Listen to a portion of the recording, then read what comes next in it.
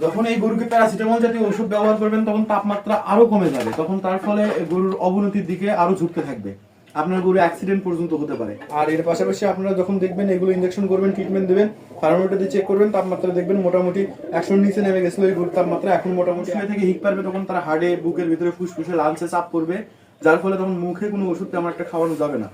তবে এই ক্ষেত্রে বিষক্রিয়া হতে পারে।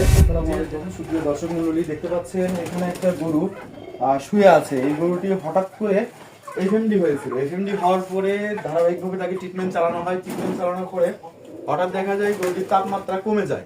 তাপমাত্রা কমে যাওয়ার ফলে গরুটি একেবারে শুয়ে পড়ে, গরুটি উঠতে পারে না। গরু যখন ওঠে তখন পিছন দিকে হাঁটে, এবং গরু যখন ওঠে তখন গা শুধু টলমল টলমল করে।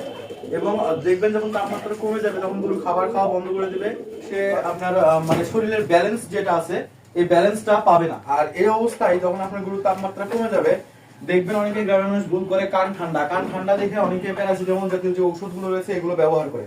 যখন এই গরুকে প্যারাসিটামল জাতীয় ওষুধ ব্যবহার করবেন তখন তাপমাত্রা আরো কমে যাবে, তখন তার ফলে গরুর অবনতির দিকে আরো ঝুঁকতে থাকবে, আপনার গরু অ্যাক্সিডেন্ট পর্যন্ত হতে পারে। এবং যখন শুয়ে থেকে হিক পারবে তখন তার হাড়ে, বুকের ভিতরে, ফুসফুসে, লাংসে চাপ পড়বে, যার ফলে তখন মুখে কোনো ওষুধ তেমন একটা খাওয়ানো যাবে না। তবে এই ক্ষেত্রে বিষক্রিয়া হতে পারে, যেটার ফলে আপনি বিরেন ব্যবহার করতে পারেন। এটা আপনি গুড়ের সাথে মুখে দেবেন, অথবা উষু যদি হিক পারা না থাকে, হাঁপানো না থাকে, উষু গরম পানি করে খাওয়াবেন। পাশাপাশি টক্স 5 দিতে পারেন, অথবা খাবার সোডা যেটা আছে এটা ব্যবহার করতে পারেন। বিরেন পুরো প্যাকেট, টক্স 5 হচ্ছে আপনি 10 থেকে 15 গ্রাম বা 20 গ্রাম দিনে একবার। আর এর পাশাপাশি যে ইনজেকশনগুলো ব্যবহার করবেন, অ্যামাইনোভেট প্লাস।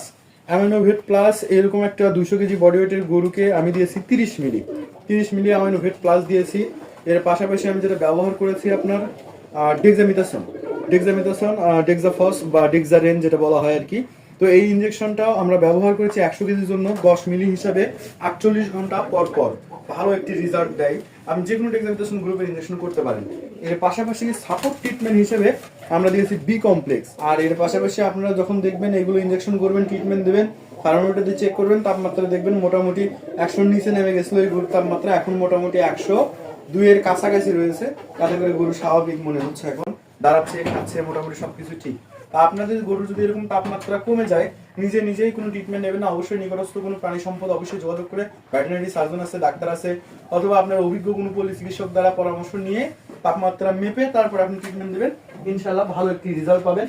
নতুবা আপনি যদি নিজেই ভুলবশত কোনো ওষুধ ব্যবহার করে থাকেন, তাহলে এই গরুটা নিয়ে আপনাকে হুমকির মুখে বা রিস্কের মুখে পড়তে হবে। কার বাড়িতে গরুর এরকম সমস্যার সম্মুখীন হয়েছিলেন অবশ্যই কমেন্টে জানাবেন। আবার দেখা হবে নতুন কোনো ভিডিওতে। ততক্ষণ পর্যন্ত ভালো থাকেন, সুস্থ থাকেন। আল্লাহ হাফেজ।